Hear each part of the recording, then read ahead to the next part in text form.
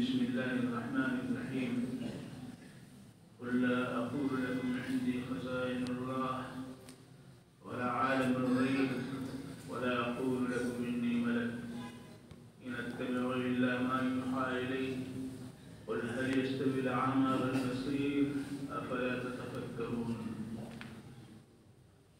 صدق الله العظيم. معزز حاضرین، اللہ کے رسول صلی اللہ علیہ وآلہ وسلم پر بہت سے معجزات نازل ہوئے، لیکن اس کے باوجود اہل کفر، اہل مکہ اور مضافات میں بسنے والی قوم معاندانہ طور پہ اللہ کے رسول صلی اللہ علیہ وآلہ وسلم سے 3 باتوں کا اور مطالبہ کر رہی ہے، اور یہی نہیں، ان کے مطالبے پہ بعض بڑے معجزات بھی ظاہر ہوئے، چنانچہ شق قمر کا واقعہ، چاند کے 2 ٹکڑے ہونے کا واقعہ تاریخ میں، سیرت میں اور قرآن پاک کے اندر اس کا تذکرہ موجود ہے۔ اس کے باوجود وہ ماننے کے لیے تیار نہیں تھے۔ اب ان کا جو مطالبہ تھا وہ 3 چیزوں کا مطالبہ تھا۔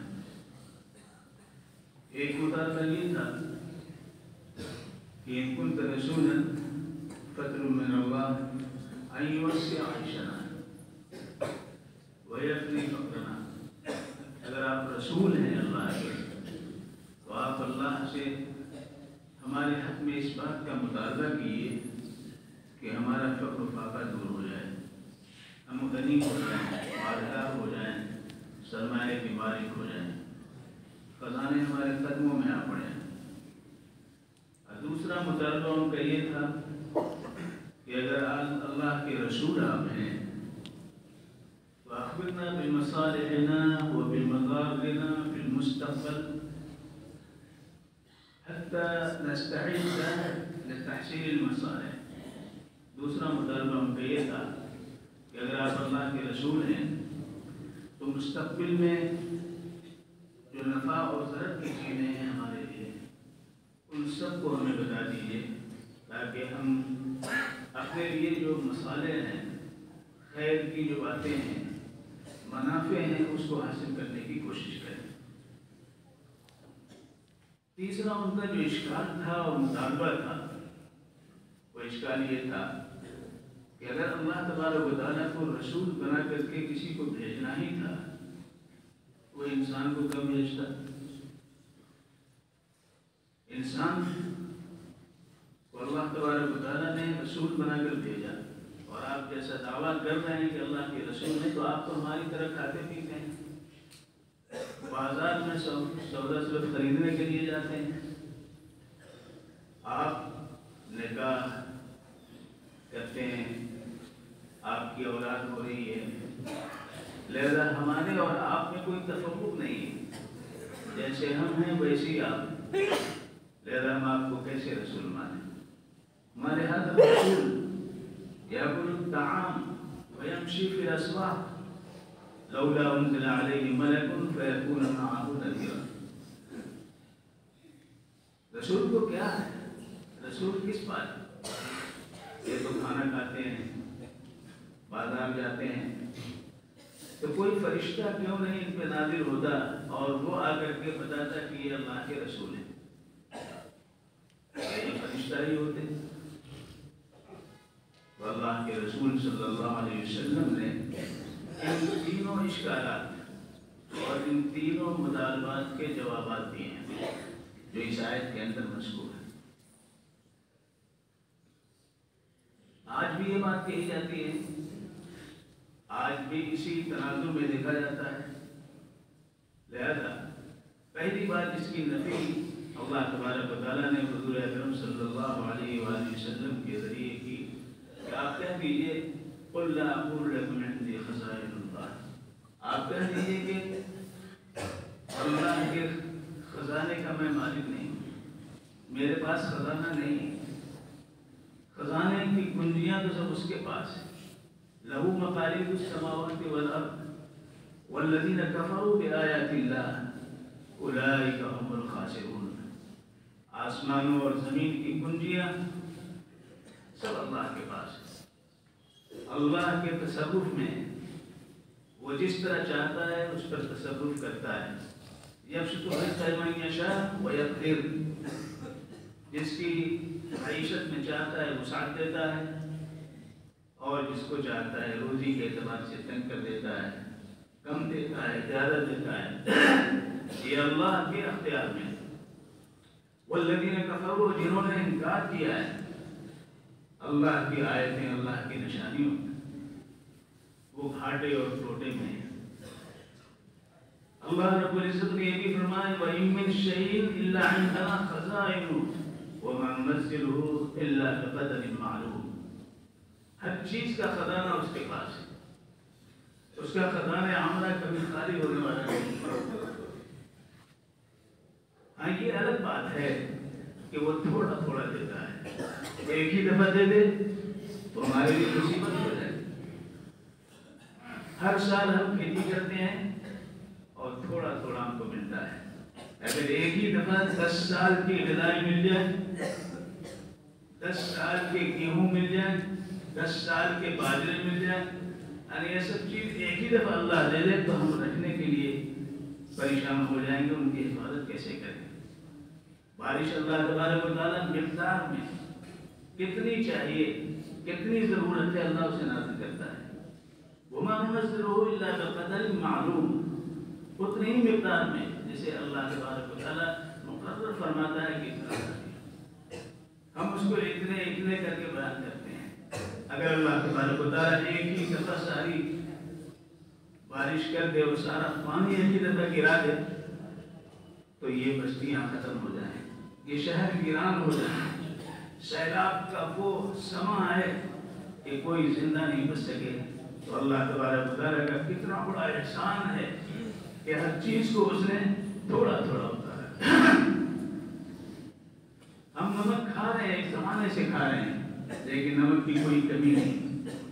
پانی ہم استعمال کر رہے ہیں، پانی کی کوئی کمی نہیں۔ پانی وہاں بھی ہے جہاں بارش نہیں ہوتی، اور وہاں بھی ہے جہاں بارش ہوتی ہے۔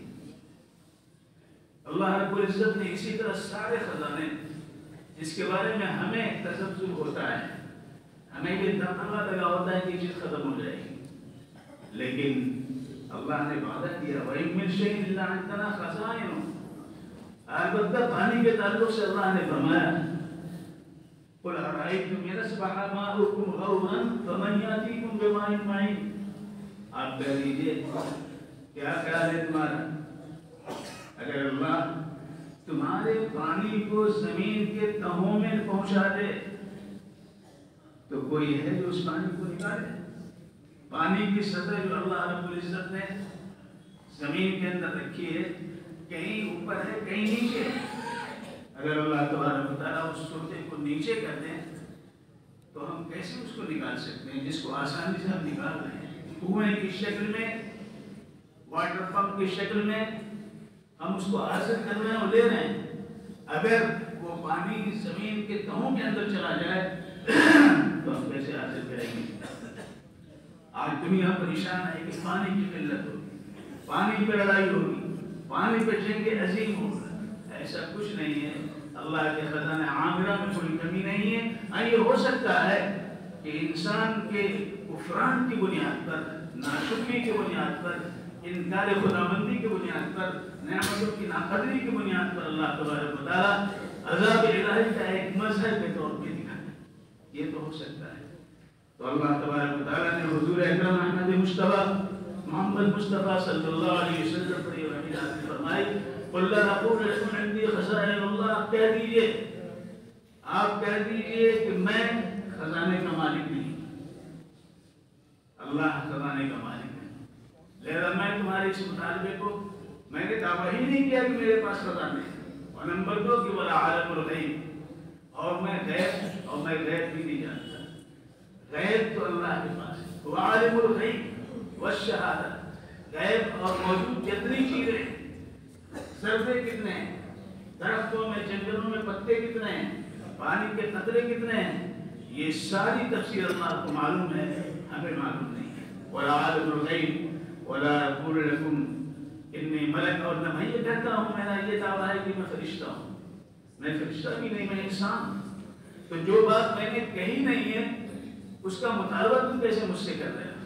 میں تو صرف یہ کہتا ہوں میں تو اس کے پیچھے چلتا ہوں، اس کی اتباع کر رہا ہوں جو اللہ کی طرف سے وحی کی شکل میں حکم آ رہا ہے، اس حکم کی میں اتباع کرتا ہوں اور اسی کی دعوت دے رہا ہوں۔ لہذا اللہ تبارک و تعالیٰ نے ان معاندین کے تعلق سے جنہوں نے یہ مطالبہ کیا تھا، اور اس قسم کے مطالبے ان کی طرف سے ہوتے ہیں جو عمل کرنا نہیں چاہتے، جو قبول کرنا نہیں چاہتے، جو اطاعت کو قبول کرنا نہیں چاہتے، ان کی طرف سے یہ بات ہوتی ہے۔ لہذا اللہ تبارک و تعالیٰ نے یہ بھی فرما دیا آگے کہ وَأَنذِرْ بِهِ الَّذِينَ يَخَافُونَ أَن يُحْشَرُوا إِلَىٰ رَبِّهِمْ لَيْسَ لَهُم مِّن دُونِهِ وَلِيٌّ وَلَا شَفِيعٌ وَلَعَلَّهُمْ يَتَّقُونَ۔ آپ اب ان کو ڈرائیے جن کے دل کے اندر عقیدہ ہے کہ اللہ ہے، جو اس عقیدے کو رکھتے ہیں کہ اللہ تبارک و تعالیٰ ساری کائنات کا مالک ہے، دنیا اور آخرت کا اسی کا تسلط اسی کے قبضے میں ہے۔ لہذا ان کو ہم ڈرائیے، ان کو بتائیے، جو جنہیں اندیشہ ہے کہ اللہ کے حضور میں وہ حاضر ہوں گے اور اللہ کے حضور میں ان کو حساب کتاب دینا پڑے گا۔ گویا ان مسلمانوں کو جو دین سے ہٹے ہوئے ہیں، عقیدے میں کمزور ہیں، اعمال کے اعتبار سے کمتر ہیں، ان کی طرف توجہ کیجیے، ان کی طرف متوجہ ہوئیے۔ لہذا مسلمانوں کے اندر بھی تبلیغ کی ضرورت ہے، دعوت کی ضرورت ہے، ان کو بتانے کی ضرورت ہے تاکہ وہ اطاعت کی طرف آئیں، وفا کی طرف آئیں، جفاؤں سے اپنے آپ کو دور رکھیں۔ تو وَأَنذِرْ بِهِ الَّذِينَ يَخَافُونَ أَن يُحْشَرُوا إِلَىٰ رَبِّهِمْ لَيْسَ لَهُم مِّن دُونِهِ وَلِيٌّ وَلَا شَفِيعٌ، جس کے علاوہ کوئی ان کا کارساز نہیں ہے، کوئی شفیع نہیں ہے، تاکہ وہ متقی ہوں، تقویٰ ان کے اندر آ جائے، تاکہ وہ بچیں کفر سے، بچیں شرک سے، بچیں گناہوں سے، بچیں اپنی منمانی کرنے سے، بچیں نفس کے دھوکے سے، بچیں شیطانی تمام ان جالوں سے جس کی بنیاد پر وہ دوسرے کو پھانستا رہتا ہے، اور شیطان تو دشمن ہے ہی ہے۔ لہذا لوگوں کو اس کی طرف دعوت کیجیے، بلائیے، ان کو سمجھائیے، جو کمی ہے اس کو دور کیجیے۔ یہ ذمہ داری اللہ کے رسول احمد مصطفیٰ محمد مصطفیٰ صلی اللہ علیہ وآلہ وسلم کے واسطے سے اس امت کے ایک ایک فرد پر واجب ہے، ایک ایک فرد پہ لازم ہے کہ وہ اس کو کہے۔ اسی لیے اللہ کے رسول نے فرمایا مُرُوا بِالْمَعْرُوفِ وَانْهُوا عَنِ الْمُنكَرِ مِنْ قَبْلِ أَنْ يَدْعُونِي وَلَا أَسْتَجِيبَ لَكُمْ وَاسْأَلْتُمُونِي وَلَا أُعْطِيكُمْ وَاسْتَغْفِرُونِي وَلَا أَسْتَغْفِرُكُمْ۔ دیکھو امر بالمعروف کرتے رہو، اچھائی کی بات کرتے رہو، برائی سے روکتے رہو، قبل اس کے کہ تم مجھ سے مانگو میں تمہیں نہ دوں، مجھ سے تم مدد چاہو میں تمہاری مدد نہ کروں، مجھ سے کچھ سوال کرو میں تمہیں عطا نہ کروں۔ لہذا بھلائی کا حکم دیتے رہو، برائی سے روکتے رہو، ایک دوسرے کے ساتھ یہ معاملہ کرو۔ اللہ ہم سب کو توفیق سے نوازے۔ وآخر دعوانا